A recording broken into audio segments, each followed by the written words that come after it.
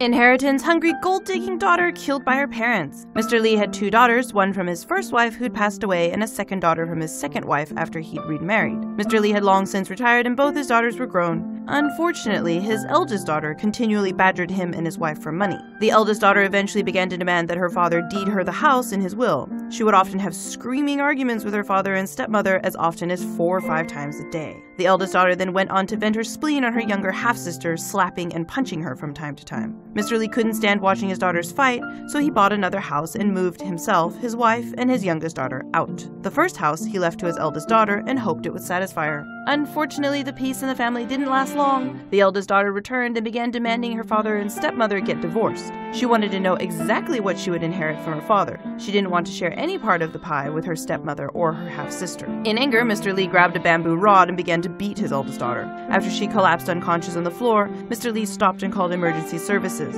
Doctors were unable to save the woman. A judge has sentenced the 70-year-old man to 4 years in jail for the murder of his eldest daughter. But now the youngest daughter can rest easy. Her older sister won't be beating on her anymore, and the youngest is going to get the entire pie once her parents pass on. Your smartest, most insightful comments can win you $100 only at TomoNews.net.